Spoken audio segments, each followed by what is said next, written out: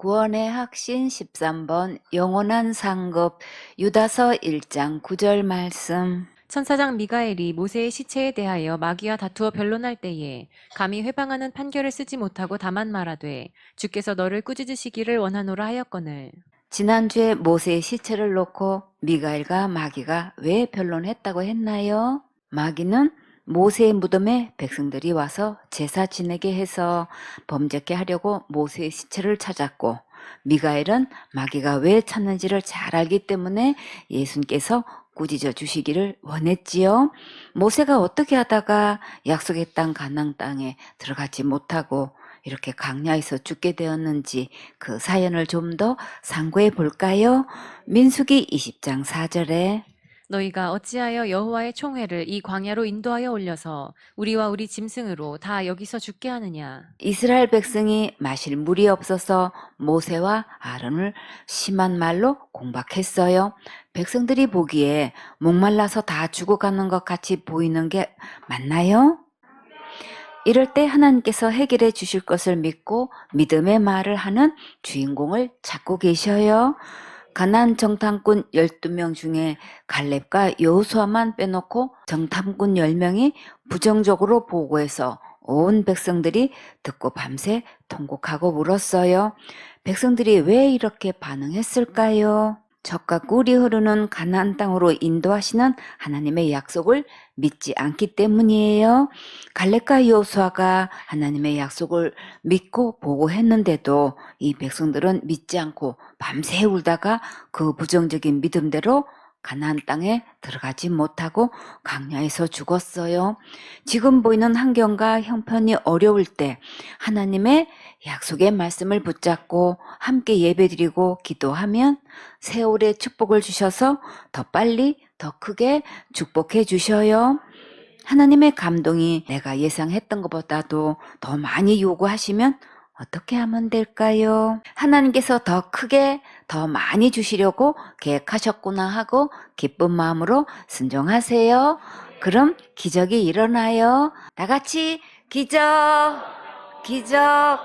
예수님께서 각 가정과 개인에게 맞춘 복으로 계속 훈련하고 계시는데 각자 훈련에 속해 합격해서 크게 축복받는 행복한 주인공 되세요. 민수기 20장 5절에 너희가 어찌하여 우리를 애굽에서 나오게 하여 이 악한 곳으로 인도하였느냐. 이곳에는 파종할 곳이 없고 무화과도 없고 포도도 없고 석류도 없고 마실 물도 없도다. 시험 든 사람들의 특징이 자기 눈에 뭐만 보이나요? 없는 것만 보이지요? 어떤 아이가 자기 집은 엄청 가난하다고 하더래요. 그래서 어떻게 가난하냐고 물으니까 우리 집 자가용 운전기사도 가난하고 우리 집 정원사도 가난하다고 했대요. 애굽에서 인도하여 내신 것은 이들이 극한 노예로 있을 때에 해방시켜 주셨는데 지금 어찌하여 애굽에서 나오게 하여 이 악한 곳으로 인도하냐고 원망했어요. 예수님 믿으면 천국 간다고 했는데 왜 이런 고생을 하냐고 하는 말과 같아요. 예수님은 우리에게 목적을 두고 인도하시고 철저히 계획하시고 훈련하고 계셔요. 예수님은 얼마든지 공급하시고 채워주시고 해결하실 수 있는 전능하신 하나님이세요. 그러면 왜 이런 강야의 훈련을 하실까요? 영원한 천국으로 인도하시는 예수님에 대해 바르게 알고 믿음이 자라기를 원하셔요. 어떤 어려운 환경을 만나도 선하게 인도해 주실 예수님 믿고 끝까지 바라보세요. 이스라엘 백성처럼 차라리 이 광야에서 죽었으면 좋았겠다고 하면 정말 안 되겠지요. 그 말 속에는 하나님을 믿고 신뢰하는 것이 전혀 없어요. 우리가 어떤 어려운 환경을 만났을 때 내가 어떤 생각을 하고 어떤 말을 하는지 예수님께서 유심히 살펴보고 계셔요. 우리는 다 같이 말 예쁘게 해서 예수님을 기쁘게 해드리고 멋지게 해결해 주신 것들을 간증해야겠지요. 민수기 20장 6절에 모세와 아론이 총회 앞을 떠나 회막문에 이르러 엎드림에 여호와의 영광이 그들에게 나타나며 백성들이 이렇게 막 나오면 어떤 말로 권면해도 듣지 않지요. 이럴 때는 어떻게 해야 될까요? 모세와 아론은 어떻게 했을까요? 하나님 앞에 엎드렸지요. 엎드렸다는 것은 하나님께 이 문제를 맡겼다는 뜻이에요. 하나님께 맡기고 직접 해결하시도록 가만히 잠잠히 기다리세요. 인도자가 하나님께 그 문제를 맡길 수밖에 없는 지경까지 가지 마세요. 우리는 누구나 실수할 수 있고 실패할 수 있는데 이럴 때 지도자를 통해서 지적하시고 책망하시고 바르게 인도하시는 것은 하나님의 깊은 사랑이에요. 인도자를 통해 관리해 주실 때 감사함으로 받으면 아름답게 변화받을 수 있어요. 책망을 받아내지 못하는 것은 겸손하지 않아서 그래요. 마음이 높으면 어떤 말도 들리지 않고 자기 주장만 앞세우고 질서에 순종하지 않아요. 그런 자는 성장도 없고 장래도 없고 온전한 열매를 거둘 수가 없어요. 예수님은 어떤 열매를 찾으시나요? 극상품 열매를 찾으시지요. 자신이 먼저 극상품이 되면 그만큼 값이 상당히 나가지요. 점검은 어디 가나? 정금이에요. 우리는 모두 복음의 한마음 한뜻 한입 한길 갈 수 있는 최고로 멋진 극상품이 되세요. 모세가 하나님께 엎드렸더니 어떻게 하셨나요? 하나님께서 즉시 응답하셨지요.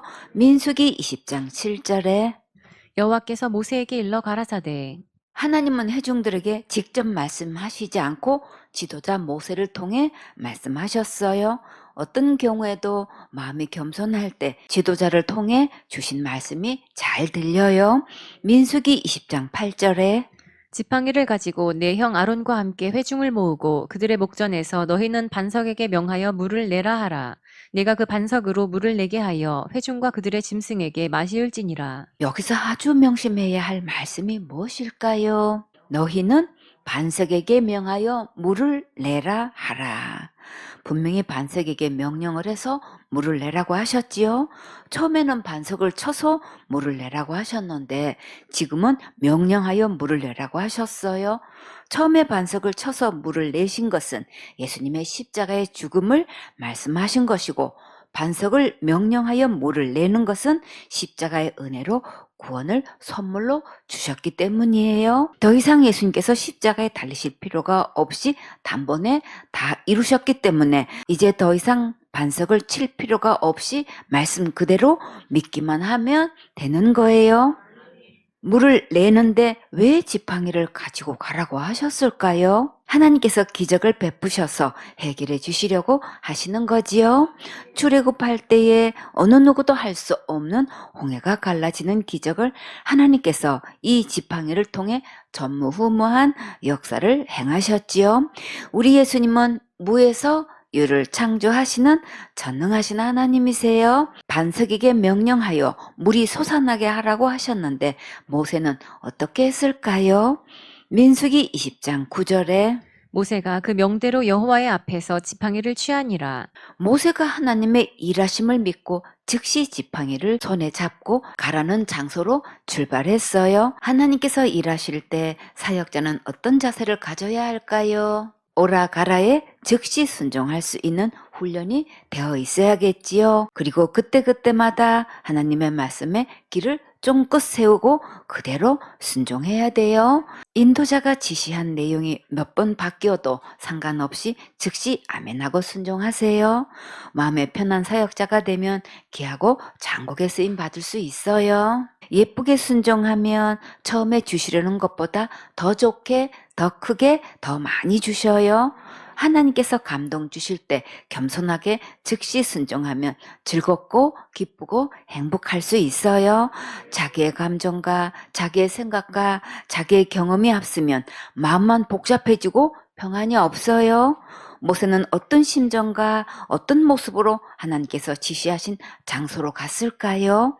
민수기 20장 10절에 모세와 아론이 총회를 그 반석 앞에 모으고 모세가 그들에게 이르되 패역한 너희여 들으라. 우리가 너희를 위하여 이 반석에서 물을 내려 하고 이스라엘의 족장들과 장로들과 온 회중이 모인 곳에서 모세는 어떻게 말을 했나요? 격한 감정으로 거치게 말한 것을 볼 수 있지요. 백성들이 정말 패역하게 나온 것은 맞지요. 그런데 반석에서 물을 낼 수 있는 분은 누구신가요? 하나님만 내실 수 있지요? 근데 모세는 누가 물을 낸다고 했나요? 우리가 이 반석에서 물을 내랴? 여기서 우리는 누구예요? 모세와 아론이지요? 그러면 모세는 지금 누구 자리에 올라갔나요? 하나님 자리에 올라간 거지요? 그러면 하나님께서 가만히 계실까요? 하나님께서 이 문제를 크게 다루시겠지요? 민수기 20장 11절에 그 손을 들어 그 지팡이로 반석을 2번 치매 물이 많이 솟아나오므로 회중과 그들의 짐승이 마시니라. 하나님은 얼마든지 무에서 유를 창조하실 수 있는 전능하신 하나님 정말 맞지요?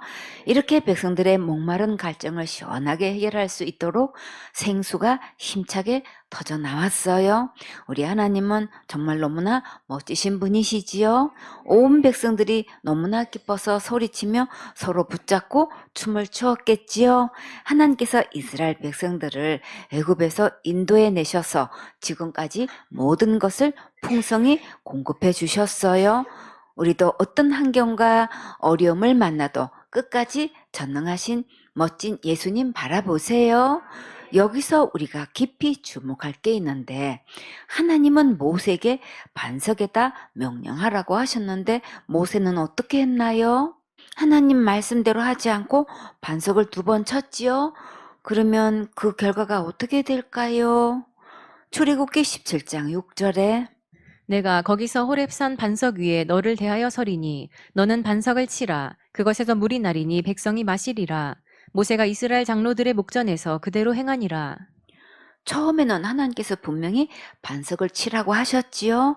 꿈나무들, 반석은 곧 누구신가요? 예수님이시지요. 고린도전서 10장 4절에 다 같은 신령한 음료를 마셨으니 이는 저희를 따르는 신령한 반석으로부터 마셨음에 그 반석은 곧 그리스도시라. 반석은 그리스도 예수님 맞지요? 처음에 반석을 치라고 하신 것은 반석 대신 예수님께서 십자가에서 죽으심을 의미하신 거예요. 반석을 칠 때 생수가 터져 나왔지요? 얼마만큼 나왔나요? 많이 나왔지요? 얼마만큼 많이 나왔을까요?